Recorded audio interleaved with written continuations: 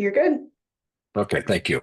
All right, so this is UAT review for ETPL pre-screening. I want to talk through each page of that with you, see if I can get some more feedback. We only had just a little bit of feedback.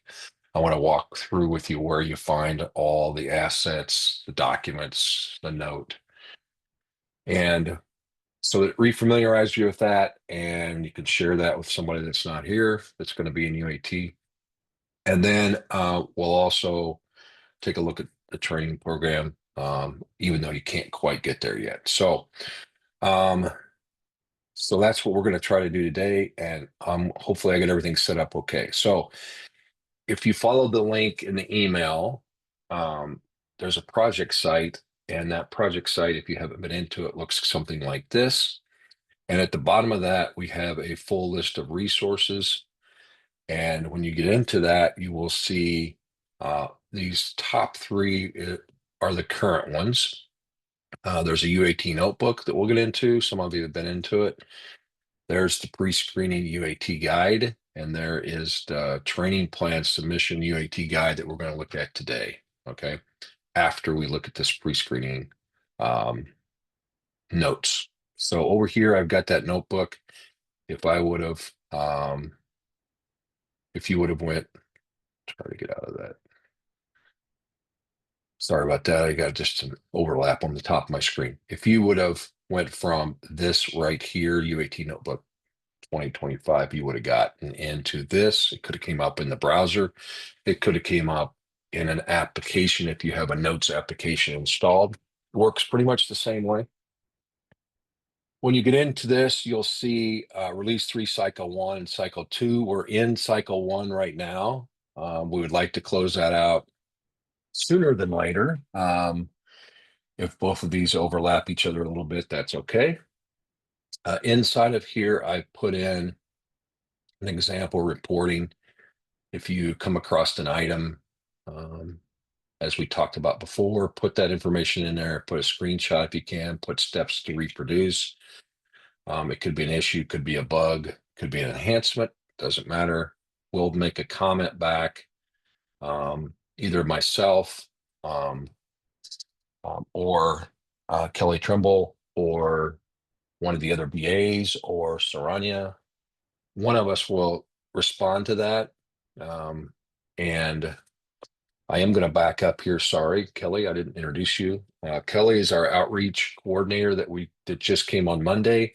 You will have a lot of interaction with Kelly. Her main purpose is to make sure that you get all the documentation, training, information, communications from a field perspective or from a WIA perspective.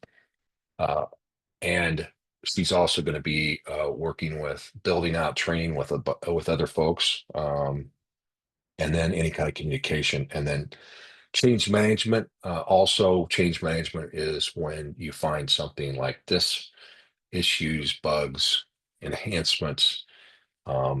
She'll make sure she's on top of that and gets that into our development support area. Okay, so Kelly, welcome aboard. I don't know if you want to say anything else to that, but Hi, everyone. Looking forward to working with you and getting caught up on everything. Like Al said, I started on Monday, so really getting into the weeds and learning a lot, but looking forward to working with you all more as this continues. thanks, Kelly. You're kind of in and out on your microphone, just to let you know. So if you jump in a little later, might take a look at that. Okay. All right. So we're going to actually go back and forth here a little bit. Remember that there's a link. I don't exactly, the link is in the document. If I pull the document out, the link is in here to the UAT site. You'll know you're in UAT site because it'll say UAT. This is our current landing. It's obviously not the landing page that will be developed down the line, but right now this gets you into all the feature sets that we have been pushing into UAT. Okay, you do not have to log in. You do not have to really worry about this right now. That's going to come up in a later UAT session. And I'll talk about that a little bit in a second. Okay. Over here, we have the entity management, which you UAT, you accessed that last November. You won't have to worry about training plan review yet. That'll be coming up in a different session. Grant management will be coming up later. ETPL, okay, page 1. That's where this particular UAT that you're in for the last week, that's where you should be going, page 1. Okay, so when we switch back over here, and we said email and provider, page 1, then that's what this is. Okay. Did anyone have any problems? Don't feel shy about getting to this page, the first page of ETPL pre-screening. I'll try to pull my chat up here somewhere.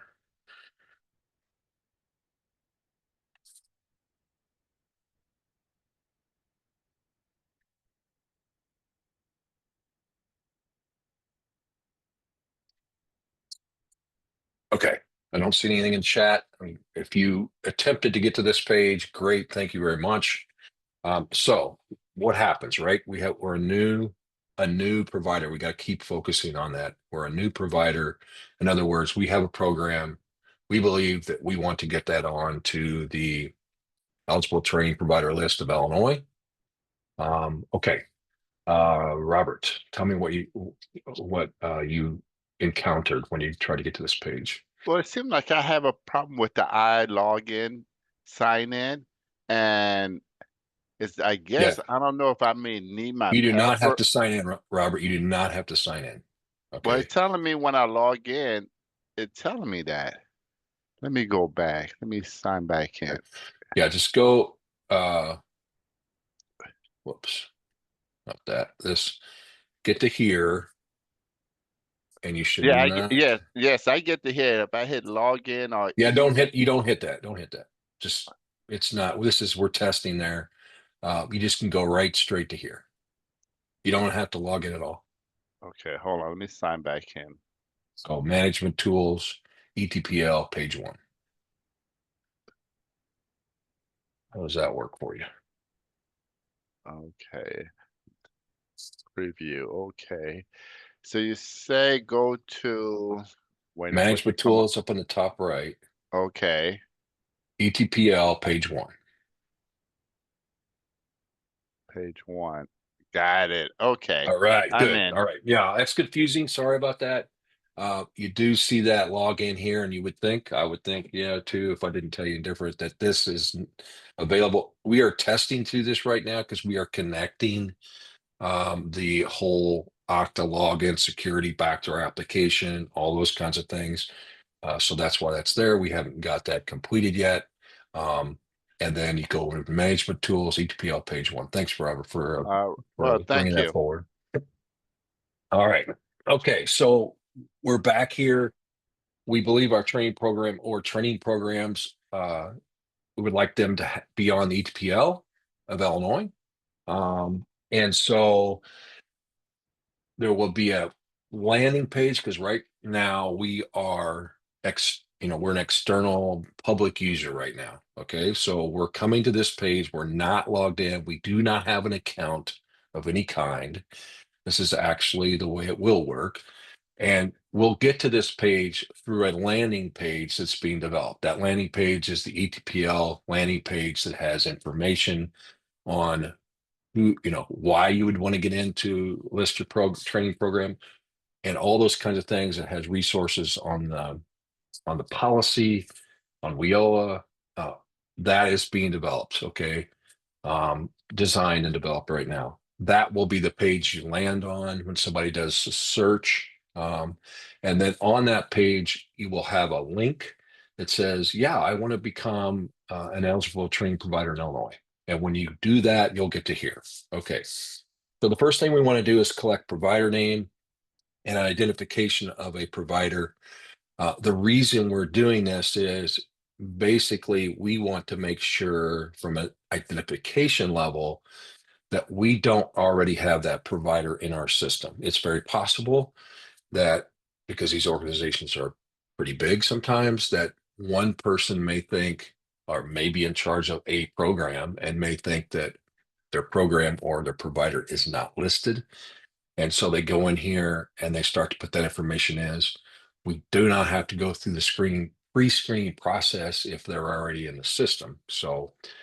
Um, so that's why we do this. So I'm going to put in here, I don't know.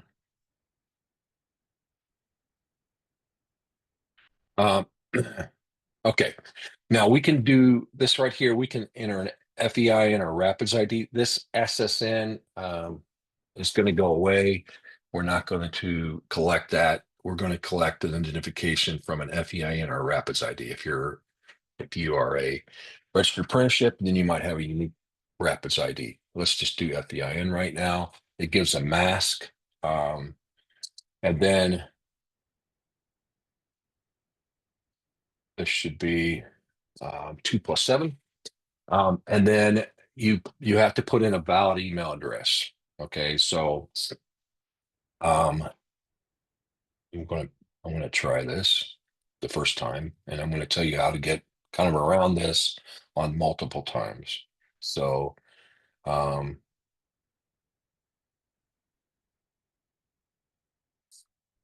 then I go next.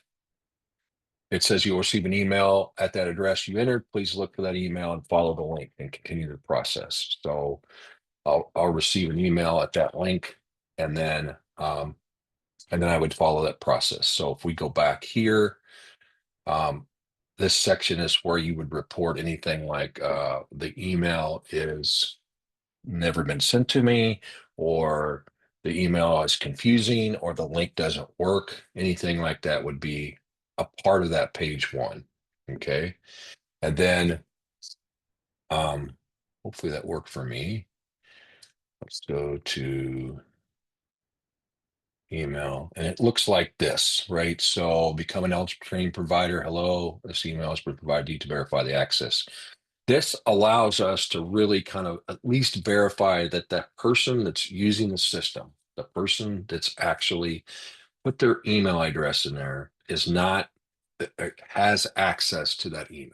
Okay, it's not huge security or anything like that, but it does allow us to make sure that somebody or bot or something like that is not just throwing emails in there and starting up these pre-screening applications. So that returns us back in, and returns us to that first page. Now, I'm going to take you back out of this because my particular email from that SIU EDU email address has been used several times. Okay. So that's why there's data in here, right? So I'm going to take you back back to here, page 1, and I'm going to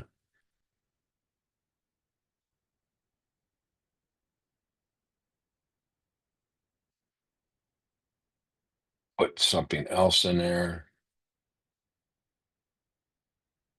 And I'm going to put in, this is what you can do to bypass that email process. Now, why would you want to bypass the process? In a testing mode, you're going to want to test more than one path. And I'll show you those paths that are in here. You'll want to test higher education. You'll want to test RAP. You'll want to test CBO, FBO, different types of provider screening.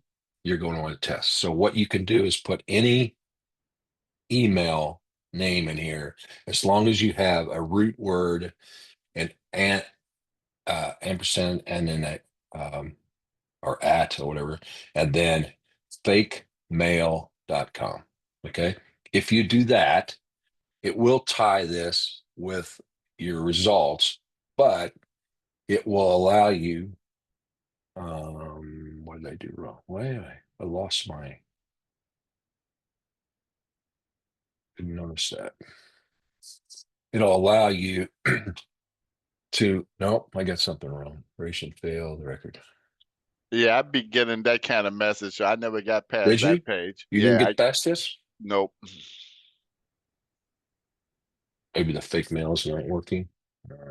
that you didn't use. I had used my current email and it just stopped me. So I was wondering maybe the provider name that I put in there wasn't in the testing field, but I thought it might have carried over from IWDS some of the provider information, but No, I guess it not. should be okay. It should be okay.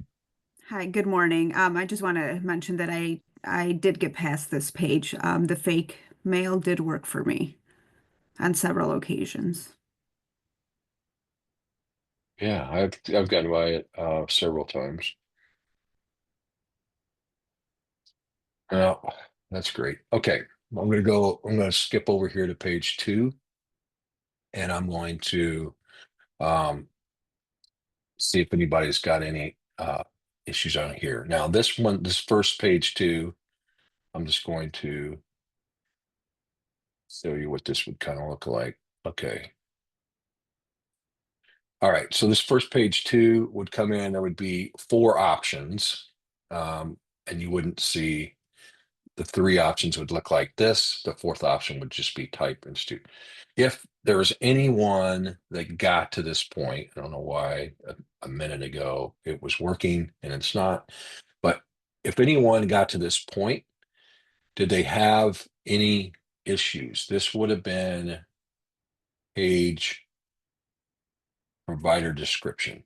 Okay, there's a couple, so I've got a couple thoughts here that I want to talk about, and then someone else did too. I don't know who it was. Okay. One of the things it said was I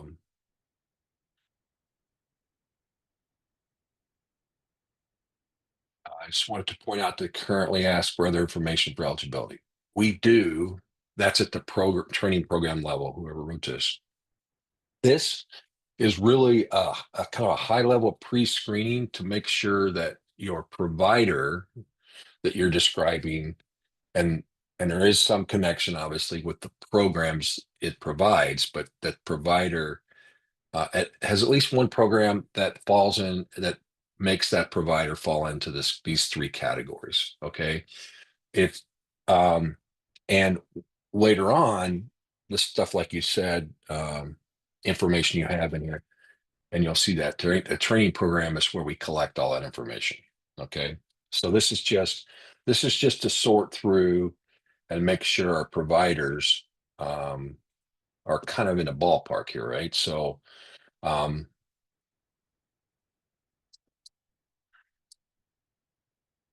I cannot believe we got a problem here. Let me just go back in here and see if I can kind of clean this up and see if I can get through this one more time.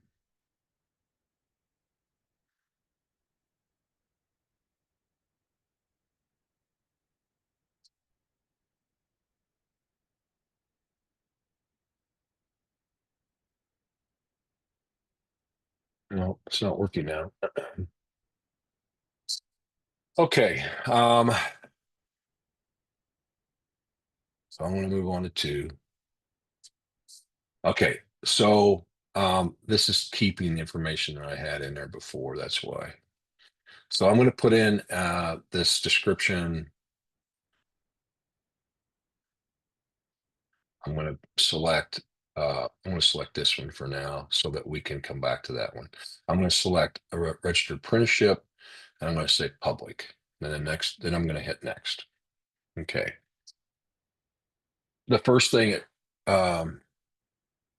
it does here is I had typed this in before, so that's going to show up on every page. That's associated with the email that I put in. So whatever you put in as a name is going to show up there. Provider its training program, our site is in Illinois, or it's not in Illinois. If it's not, then we're going to put this. We'll come back to that. And let me see here if anybody had any problems with location. Not so far. Okay. If you had any problems location, or you anything like that, or you didn't like the wording or something like that, make sure you put it in here in chat, and we'll take a look at that too. So I'm going to pick in-state right now, and remember, in-state preview, pre-screening information and training program and all that will be lined up with the LWIA when you finally get to that review process. I'm going to hit next. This is the registered apprenticeship program because that's what I picked on that second page.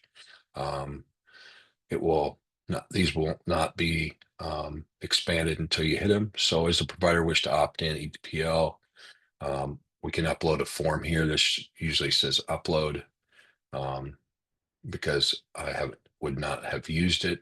So you select that. You can have all types of documents. It could be documents. It could be images. It could be text. And then this right here is to remind everybody that's that expansion. And then down here, this provider have documentation issued by the appropriate state education agency listed above that authorize it. That's this list. Yes, then I can upload that. And hopefully no one had problems with uploading files.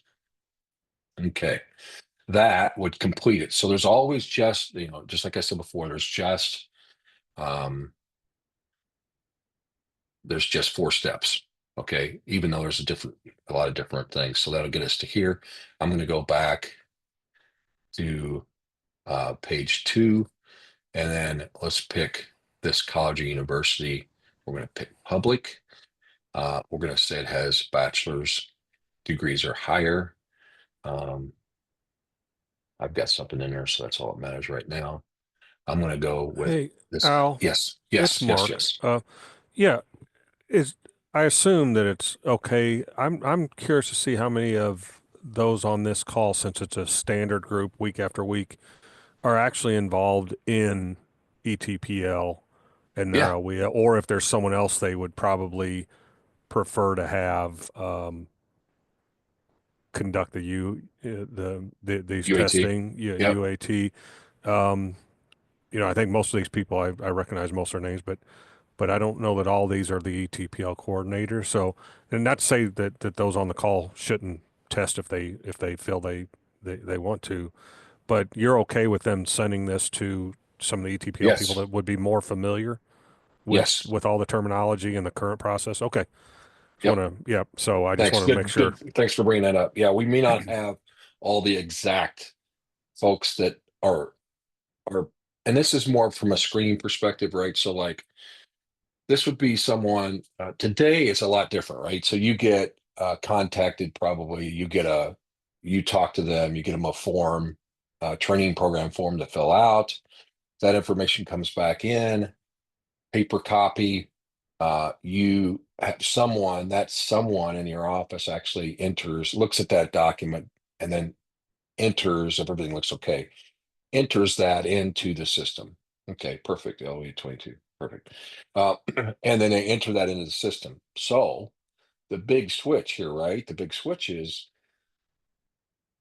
pre-screen up front, and then we take them right in to get an ID, to get access, and to be in a very, very small tunnel here of the system, which is finish the provider record, which is an entity, add locations, create the program, and submit it.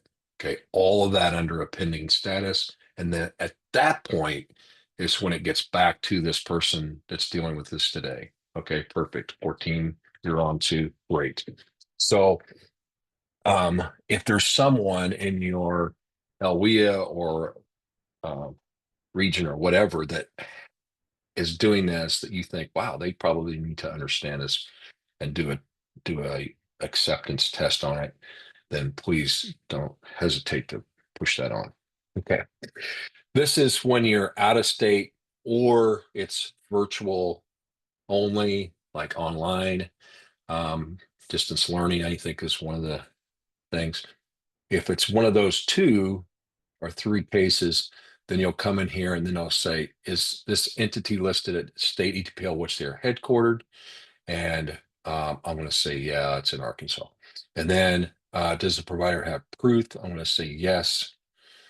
I should probably not short that to authorize in that state. So proof to operate, authorize proof in Arkansas. Yeah, you can upload some kind of a document there. It says this shows that I'm authorized to operate in Arkansas. Does this provider have evidence that it doesn't offer? So it doesn't offer instruction or academic support services, admissions, evaluation, registration, those kind of things. Physically in Illinois, yes. And so that would be uploaded. Okay, so that's an out-of-state condition. The next page, we did public higher education and then public, so that's what we're on here. There's 2 questions here. The first one is, does this provider have higher education approval or recognition letter from the appropriate oversight committee? And that's IBHE. Yes. Is there going to be a list somewhere of what proof of documents are acceptable for? Yeah, we're going to have that. We really need that in a info bubble. So remember, we haven't got the info bubbles on here, but that's, yeah, we need to get that put together. All degree, so I'm going to add this file real quick. All degree granting institutions must be accredited. Is the provider accredited? There's 3 options here. Yes, they are. Here's the accreditation. It's a new one. They're not, or no, they're not accredited. And that gets you through this page here. We'll get them started on getting their access. Okay. That was higher education. You could have gone the private route or the public route to get to that, but that's selecting the first bullet there on the first answer there on the first page. Let's go back and we'll do, get back to page 2 again. This time, let's select this one. We haven't done that one yet.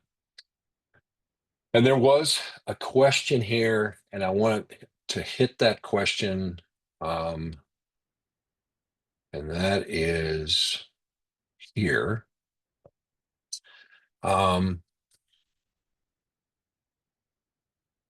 first thing was this wording might be confusing for a college that also operates registered apprenticeships. Yeah, we might. I do have some information for that first description page that I'm going to put in a information, what we call a bubble, for that first page, because we have more description on this. But the thing will say is you could be, I guess, multiples here. You could be these 2 for sure. And really, as long as they have one of those, that's all that matters. That gets them through pre-screening. In fact, as long as their program defines them as a provider as one of these 3, that's all we need. It doesn't matter if they fall into 2 categories or not, because we're not to the submission of training program yet. And when they submit those training programs, they'll submit different programs for one for RAP or one or more for RAP and one or more for university stuff. So that's okay. We may need a little bit more description to say, hey, that's okay. Just which one of these is your primary, or which one of these best defines you. We can do that. Okay. Down here, there was a question here, because, and someone thought, and Mark, you might have to jump in on this. Someone thought, Chuck thought, it says under the sub questions for option 3. Okay, other public-private providers. The second question asks for the best option to describe the provider should probably offer an other option. Okay. To 3, I know some private nonprofit providers for which none of these options will fit. So 3.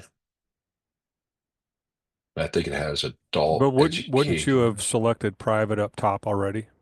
You selected private here, you Yeah. had to. And well, you can select one of these. And then down here, you would have if you select this, then you're going to get, is the provider adult education or have a programs that are part of integrated career. I think this person's saying there's an other option here. And if you check yes to either one of those, you got to show some kind of proof will be uploaded into the system if you do the ICCB. Then, yeah, that'll be the next page, I believe. We'll look at that in the next page.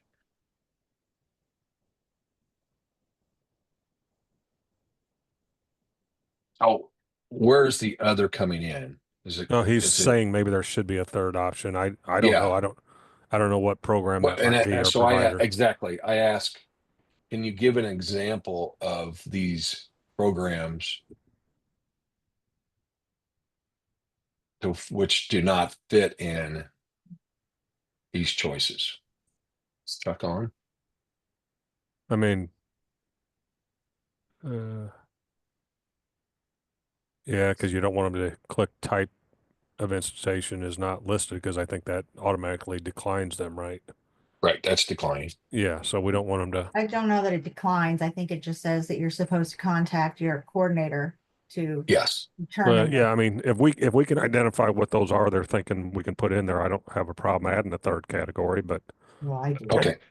The law says Okay. it has to be one of these groups. So we need to Yeah. see what exactly they're talking about. Maybe they're. Yeah. I know, I do know you do have a other, but you got to specify what it is if it doesn't fall into that group. And I did have somebody like that, and they had a different kind of certification under the other category. but what would that be, Robert? That's what we're trying to figure out. We don't know what would not fit under these choices. Oh, because on what I know is it just says other. If you like, you had to specify what it is if it doesn't fit these two yeses here that I'm seeing, the ICAPS and the ICCB. It was a That's other. just for adult education and literacy activities. Mm. So is there another type of adult ed and literacy activities? Because But you're saying this is for the provider yes. on Yep. the first Yep. screen. So when you Remember, this is only an option. There are multiple options up higher than this, and you're a college, university, you're a RAP, or you're a public or private entity. One of these Right. three. One of Yep. these Right. three, and then this is the type of public or private entity. These are the Yep. ones we know of right now. If there's something else, that's where we're Yeah. lost No, in what that that other might I'm be. gonna say no. It's nothing because in general everything is basically the same for both public and non-public. So I'm just saying one that part there is you added more to it. It's not in IWDS like how it's set up right here now. It's It may only be more defined, you mean? But yes, because I mean it got like stuff in there when you first initiate the program. Then you got another with the training program. That's a whole nother page that you fill out with all the justification of it, of the training program. The first page is do you qualify as a provider, and you had to answer those Right. 6 questions, basically really 4. Is either you check the North Central Association, the Illinois Community College Board. You Well, answer here's the number 2. thing. Here's the thing, Robert. North Central is no longer even in existence. Those are Okay. old questions. And so what we're trying to do is update this to the latest. And we're also including in this pre-screening for the provider, whether or not they are approved to operate in the state of Illinois through IBHE and comply with the PBBS Act if they need to. So we're just trying to clean this up so that it follows the act and the current situations of, because now it's the Higher Learning Commission and not North Central. So Okay, good. I mean, thing is, I agree with you. I think it is needed because everybody else that submits stuff to me, and I'm on the verge, and I think I have sent Paul or something the other day from a provider, and we working on it right now. But the part that I'm having problem with is the ONET code not being read. So something about when we start putting these things, do we get some kind of indicator like, hold up, this number here ain't gonna work? Well, because I it's a think low. that's further on in the, when they're entering the program information. That right Yep. now Okay. we're just strictly looking at pre-screening to see if they're actually an eligible provider to be able to be considered. We want to make sure that they're an eligible provider before they spend time putting in all their program information. Yep. So So I we think, should we be getting information beforehand before they submit the training program? Because I'm getting both at the same time. And then it well, is kind of messed up that I got to tell them, oh, you don't look like you Well, qualify. yeah, well, that's why we created this pre-screening in the new system, because they will have to go through this pre-screening to make sure that they do qualify. And Amen. then they Yep. can enter in their program information. So it's going to be a different process and flow in the new system. Yep. Good. it's going to have, a little bit of that, what you said, Robert, in the sense that if you don't have a program that's going to be determined eligible, then there's no reason asking for eligibility. You can't be a eligible provider if you have no eligible programs. Correct. So they'll go through this, and then if they get to the program and go, oh, I don't have anything eligible, then they kind of have wasted their time, but you got to start somewhere, right? Right. You know, and so we start with the provider, and there's a lot less questions there, but significant, things that they have to show before they have to worry about their program. I don't know how many providers we ever have over the years try to submit without having a program. I mean, my guess is very few. Yeah, and the So big I thing, don't think the provider is the issue side of it in right, that sense. exactly. And the big thing is, like we said, when IWDS was built, we were strictly looking at federal guidance and compliance, and we did not include the state compliance, which is they have to be approved to operate in the state and they have to follow the PBVS Act and so on and so forth. So we've kind of put that in this pre-screening to try to help you determine that right off the bat. So hopefully this will help local ETPL coordinators in the future, because they'll have all that documentation right in front of them, and they'll be able to say, okay, yes, I don't need to go look this up. Here's the documentation. PBVS applies and they've been approved. They're good. Awesome. That's what we need. I think this will work good for all local areas, because this way it cut all the paperwork of them going through all of this stuff. They up front, they're gonna know if they qualify or not. Exactly. Right. Yep. And it'll tell them if we picked one of these no, if we picked this no right here. Nope, I do not have that documentation. And I picked one of these. Then what's going to happen is, well, if it was working, it would give you it'll give you an error. Let me go back to here. Let me go back to here. So if I go through, I don't know why we're having problems with this today. Let me go through one of these. Okay. And let's get to, if I said no to one of these, hopefully this will give me an error message. It gives you error message and it says basically, you can contact or go back and maybe you need to answer that differently if you didn't understand it. So it's supposed to What happened if you truly only pre-screen. if you answered yes to one of them and no to the rest? Can you do a It'll yes? give you it'll give you two problems there. If I did that, but I said I don't have Okay, any just hit, document. yeah, hit next. I just want to see So what it gives happened. you two Okay, good. problems. Okay. Yeah. Yeah. Instead of three. Okay. Same way here. If I got a document there, so it should give me one. There you go. So when you're doing this user acceptance testing, bring in your information from your existing providers and make sure that the system is going to allow them to come through, that, that they can answer all of these questions. I mean, use Yes. existing data and instead of trying to, make this up, and put their information in there and see if it works the way it's supposed to. And of course, try to break it. Try to Yep. make it do something it's not supposed to do. That's a great comment. And Pick up one of those documents you have, right? One of those that you have, or print one out, whatever, either way from IWDS, and then just look at it and answer these questions, make sure that they can get through.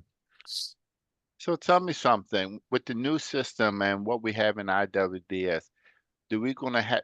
Are we gonna start checking what's already in there before they get grandfathered in? Or are we just gonna believe they have it?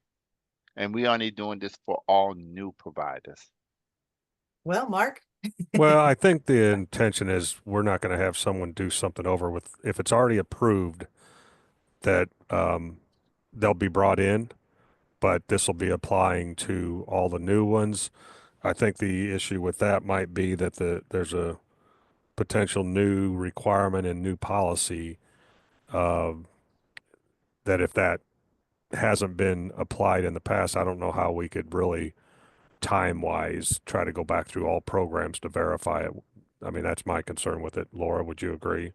The PBVS Agreed. thing is what I'm, agreed, but I Yep. also know that it would be good practice for you to look at your existing providers that you've used within the last 3 years and ensure that you have all the proper documentation. So when it's time to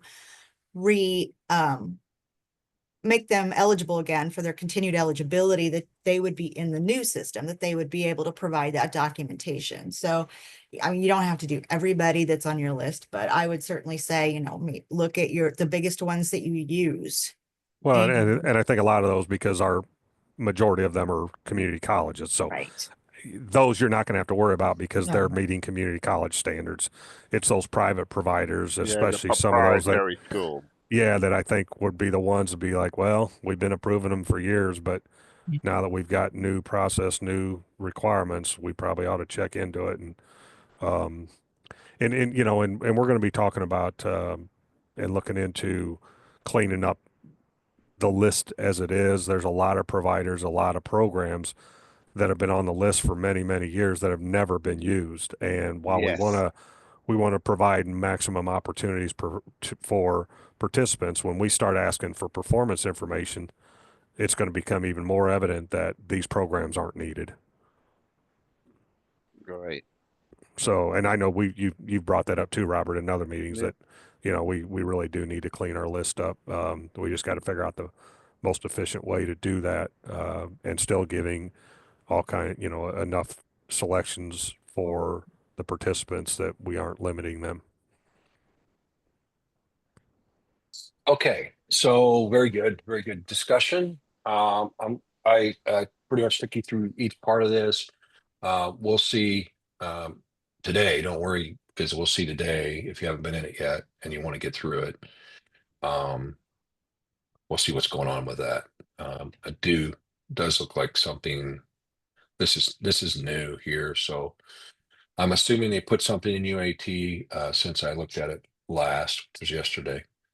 So we'll get that fixed for you. Don't worry about that. And the only thing else I want to do today is I want to introduce you to the documentation and location of the training.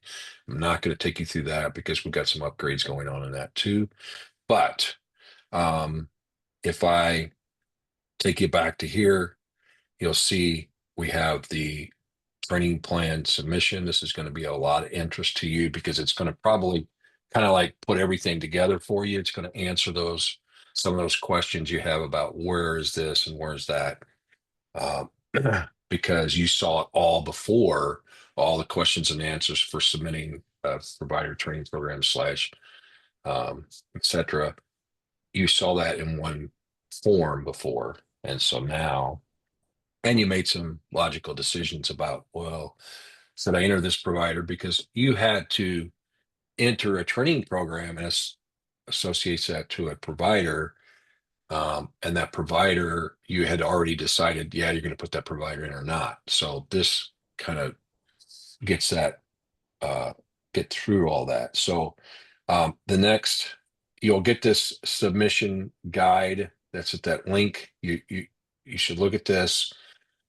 It talks about the whole process of submitting, creating, and submitting a training program, and tells you how you start that process in an entity, what you will be doing. And I'm not going to go through the whole thing just in case it's not how we want it.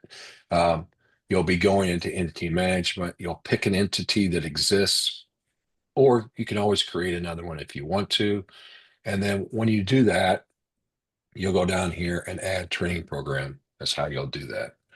And then, for example, I added this one yesterday, and you'll add training program, and it'll bring you right into program of study.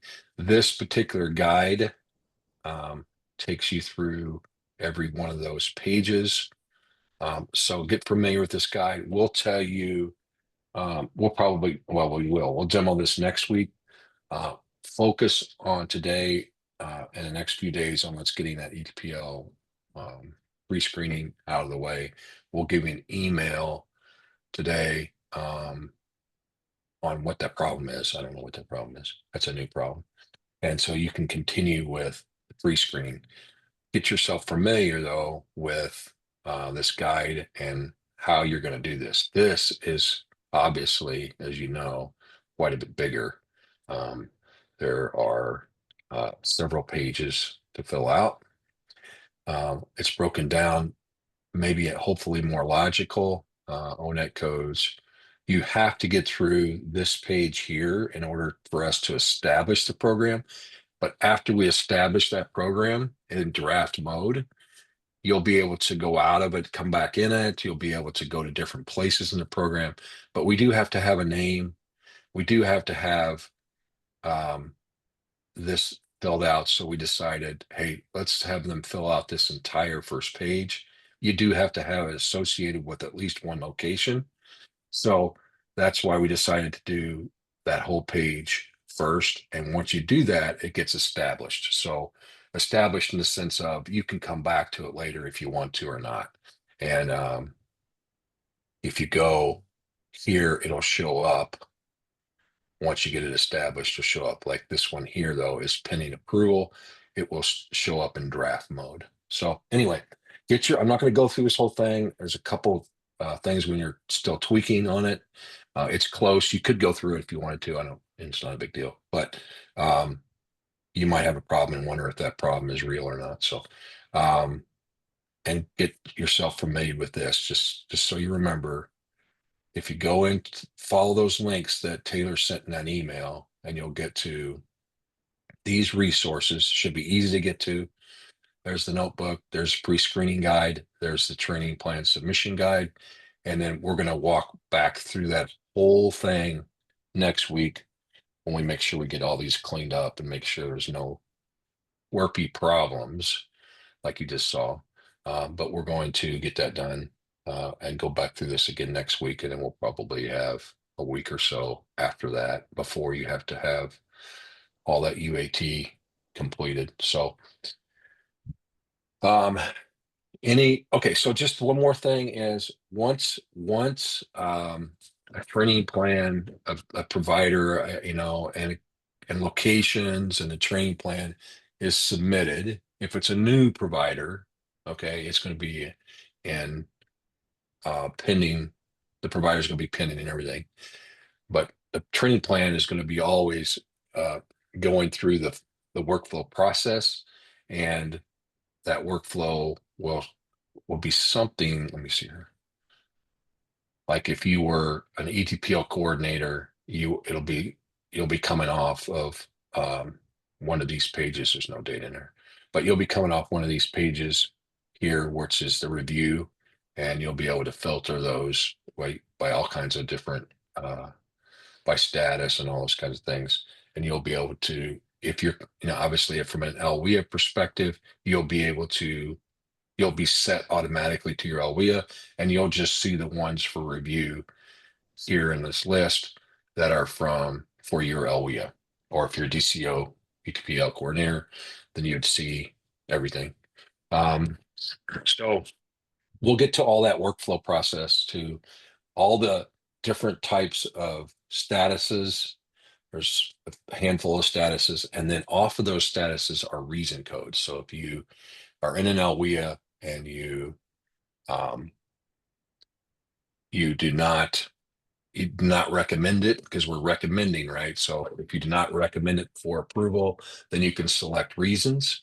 Or if you recommend it for approval, then it goes on, and then the DCO ETPL coordinator will look at it, and they'll have the same kind of a thing. They can either not approve it and give a reason, or they can approve it and it becomes active. When a training program becomes active on a new entity that's new also, then that's when we turn that entity to active also. Okay, so lots of stuff going on here. It's going to take a few weeks to flush all this out, make sure everybody's familiar with it, make sure everybody gives us feedback and problems. It's been quite a bit of an undertaking to get this thing to work, and then we're just almost there. We're still testing, but I didn't want to not give you some preview of all this. So any questions on how to get to any of this stuff? And please don't be bashful. Feel free to come in here and add your concerns or some information that that we're missing, because that's important. That's the whole purpose of this, is to interact with the local areas and get your feedback on this. And then, like we said, that email that was sent out, go ahead and you can forward that to somebody else in your LWIA if somebody else is the actual person that deals with it. So if we have a problem, you want us to cut and paste the problem in here. You Is bet. that correct? Yep, you bet. So let me go back to a problem. I'm going to show you this. In fact, I'm going to do this. Okay. Good thought. Okay, so see, I'm having problems. I can't even I'm locked up. Anyway.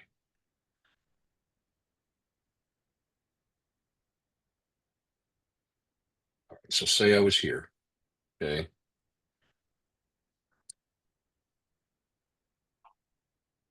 If I was in here, I think I got 1, 2, 3, 4, 5. I got enough there. Okay. And I typed in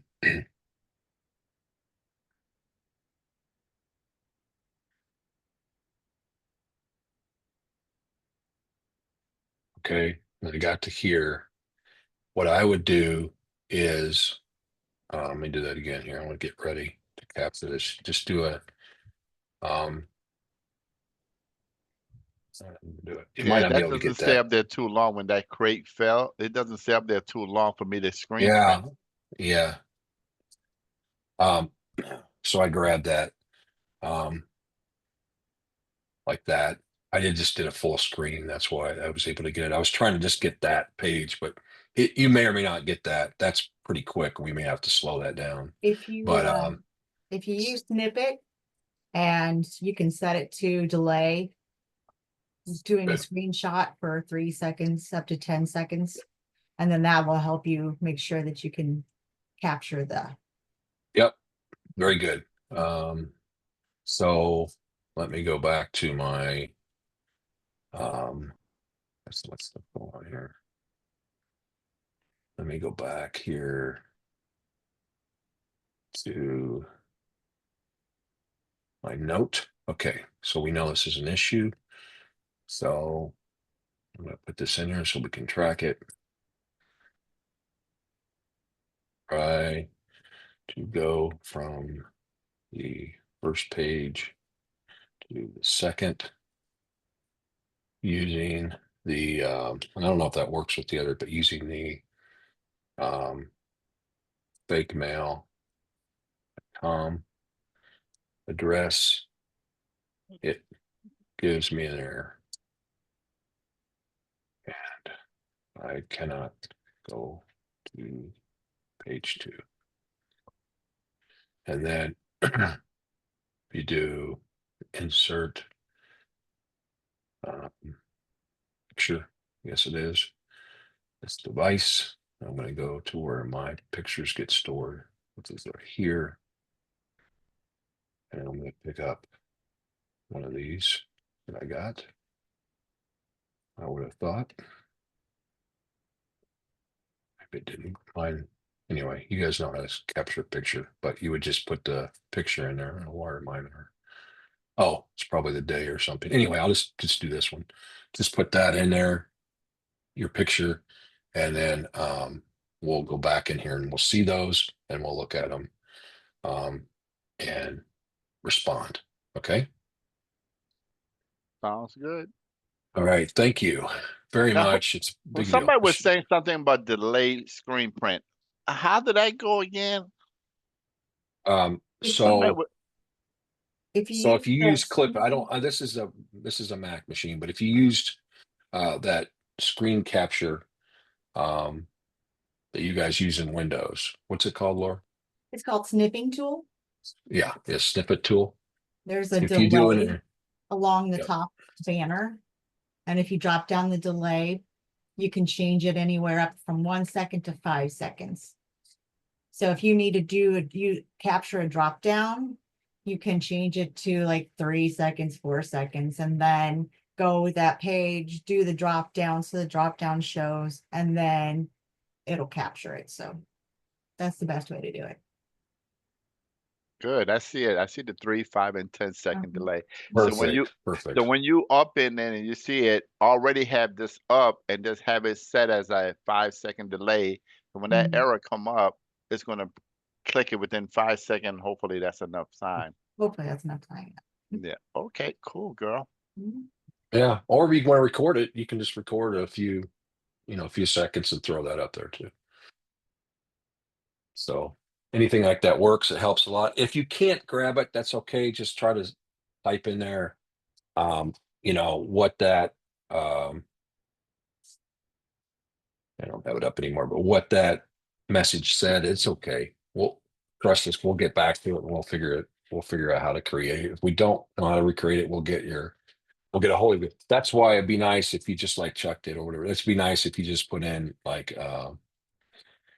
your email address so that we can get back to you if we have any problems reproducing something. That would be great. Just put in your email address, whoever it is. I think it's actually, if I dig around, I could probably find out who entered that comment. But yeah, just put anything in here, discussion, enhancements. This would be better. I found a word problem. I found a proofing problem. There should be a punctuation here. Anything, it doesn't line up. I don't like that. It's hard to see. We need more space. We need less space. Anything that you don't like or you think that could be improved, please feel free to put it in there. That's why we're doing this early and often. So for clarification, you want us to go in there where it say provider name, make up a provider name, make up a fiend number, and make up this Yes. fake mail and go from there. Because I guess I was trying it under the provider that I know was already in the system, but now no That should give you an error, Robert. That should give you a error. So good, yeah. oh yeah, I'm saying that. And I'm like, but and I didn't think about adding a new one in. I just kept on trying to find how come I can't Yeah. find none of my provider for I was for going my to local area. let me find, like if I had this one here, okay, if I copy that and I go over here and go to page 1 and I put in testing duplicate, I don't even have to have the name the same because we're going to key off this. If let me put in, I don't know where this error is coming, so it may not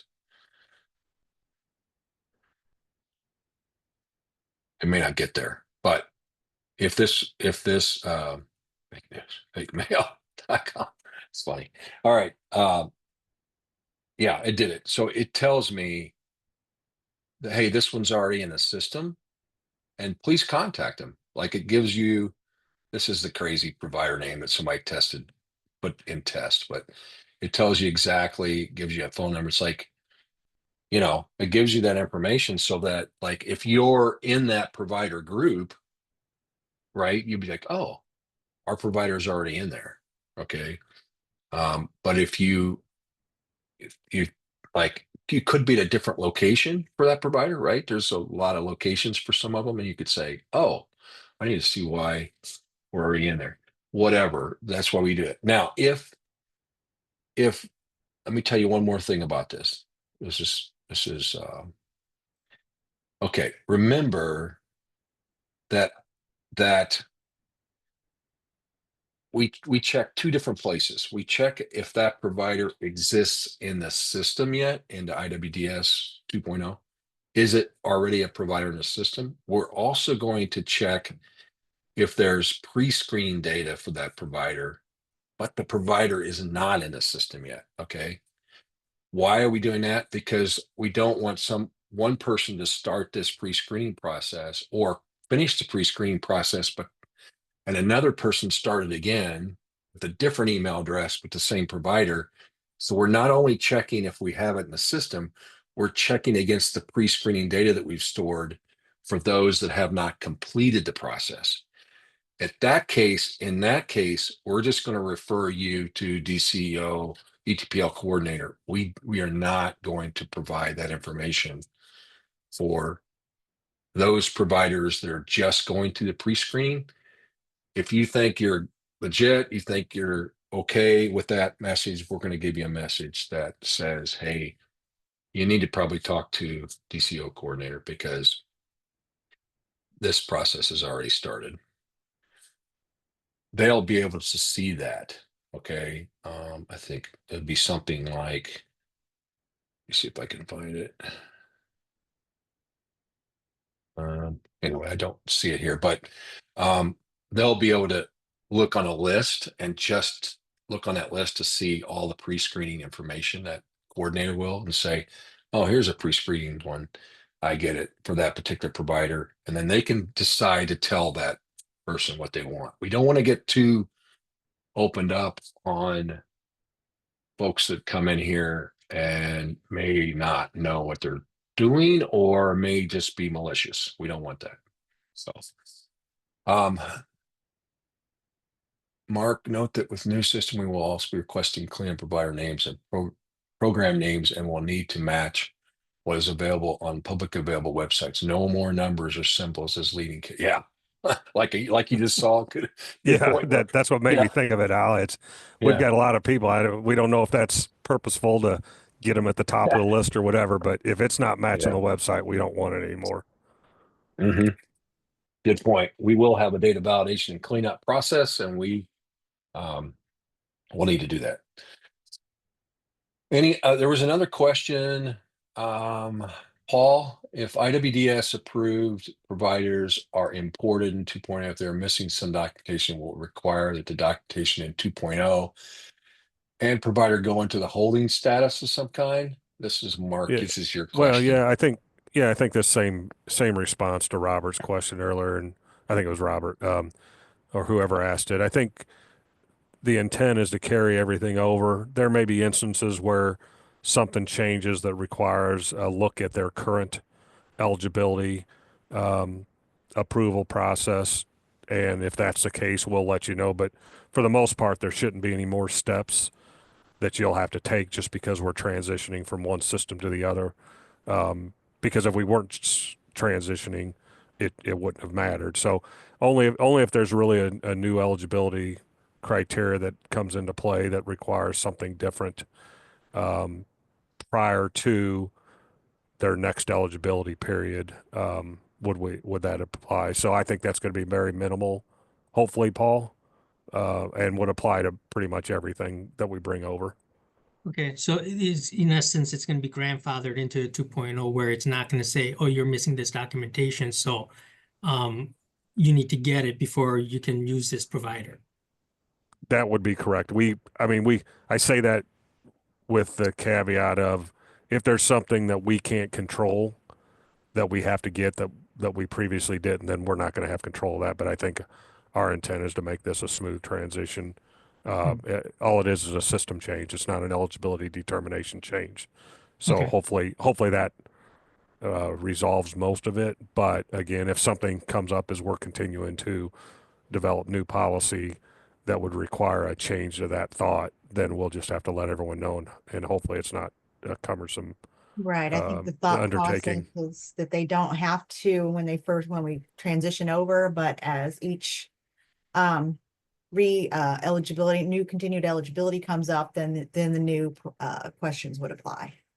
Okay, so, and then that was my second part of the question is, everyone's in the system, right? In the 2.0 system, eligible training providers.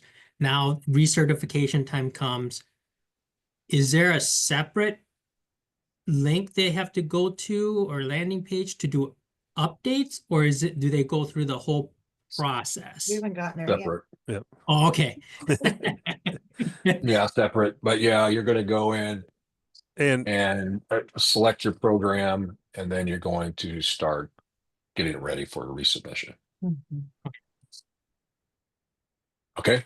You won't go through that pre-screening yeah, process. obviously. and remember this change, unless it was something egregious, even if we did have to require some new information or something, this shouldn't affect participants at all that are in training programs already. Just like the current policy states, even if a program provider doesn't look for recertification or re-eligibility, continued eligibility or whatever, we never ask that participants be removed unless there's something egregious that the participant basically isn't going to get the outcome they were supposed to, intended to, because, maybe the provider's been found to have, provided inaccurate information. The certificate degree has been found to be inappropriate or something. So hopefully it certainly won't affect participation of in the training programs. Well, I have a question then. I listened to everybody was talking about everything being grandfathered in. At my local area, what I tend to do is if this provider haven't did any type of service within a 5 years period with us, I deactivate them.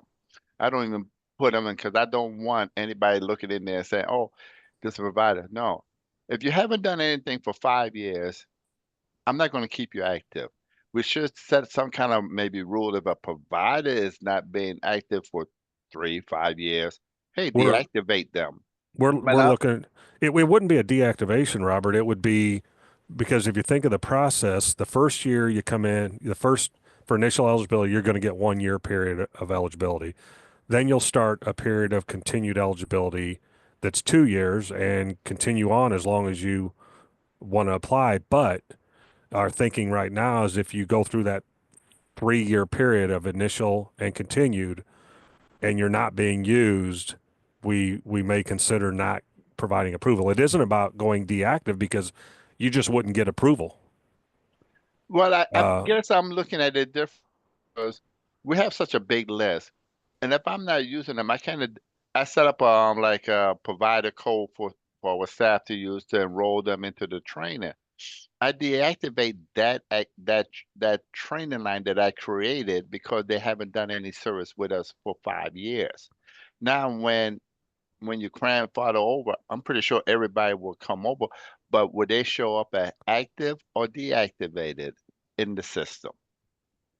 Because then, if they want to come back, like something they come back 5, 6 years, and all we do is put them back active.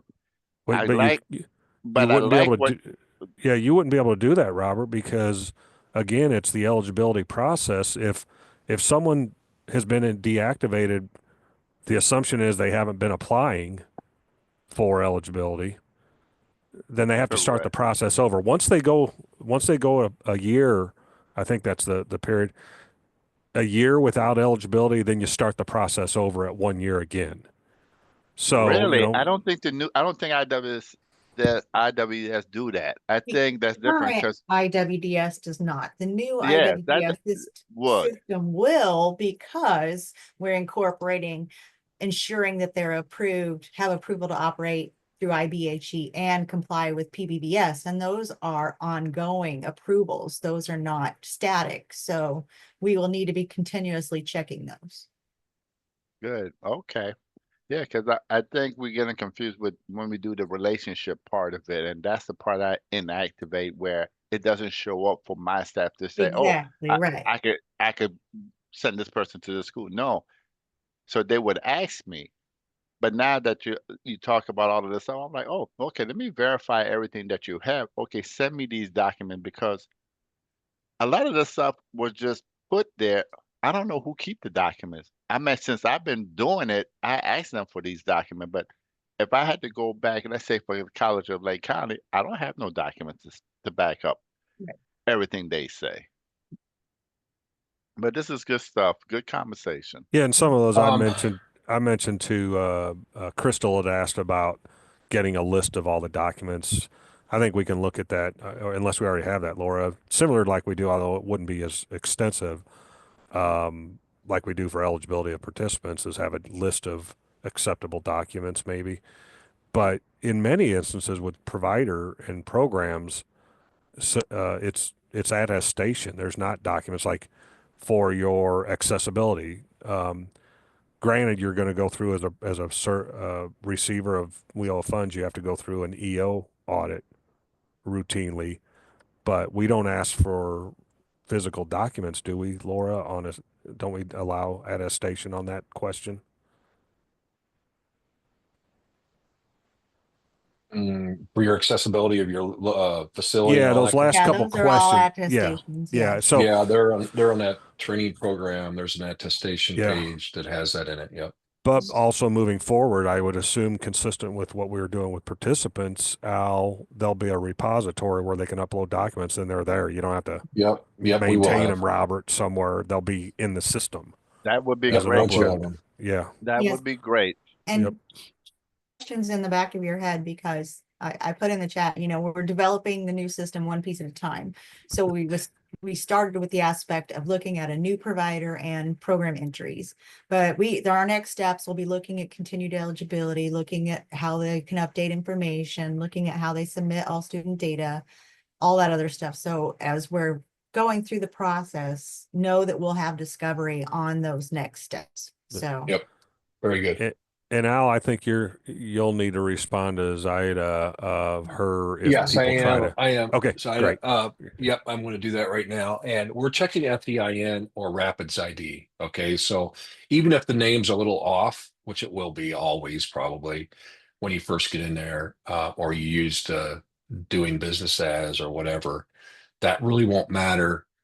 And we're checking duplicate names later when we get to that point, but we're checking ID first. And if that ID exists, it's not going to go forward. Hope that helps. So yeah, name, the name we're going to check eventually. We have a duplicate check on name. But ultimately that'll boil down to if that is a unique FEIN. Now there's, if it's a unique FEIN, but then somehow the name would match something else or be close to something else in our duplicate checks, then we need some eyes on that. We need some, the system can go so far. But at this point in this first page, to get to that second page, we're checking to see if that FEIN or Rapids ID is unique and not somewhere else in our system. Okay. Yeah, and remember to bring this up when we get to programs, because we don't have quite the check like fiends in that with programs, but naming convention, I've got a situation now I would like to bring up when we get to programs, Al. Okay. All right. Okay. We'll talk about that next week. So everybody, we'll give you another email out to say, hey, you can go back and keep working in a pre-screening, whatever that problem is. I'll figure out what it is today. But thanks for your attention. And I think that's all we have. If Taylor or any of the other BAs are on, is that all we have, or do you have anything else? Just a heads up to our core LOIA folks, the ones that attend every session regardless of UAT. I'll be sending an email out this afternoon regarding attendance on May 8th. The WIOA Summit is May 8th and 9th, and we just want to check in to see how many of you will be in attendance for our session or if you'll be attending the WIOA Summit. If we have low attendance, we will cancel that session, so be on the lookout for that. And then, like Al said, yep, we will get that email out this afternoon with all the UAT documents, including the recording for you. All right. Thanks, Taylor. Thanks, everyone. I appreciate your attention to this. Trust us, we'll get this worked out and we'll make sure you all can get in there and pound on it for us. So thank you very much.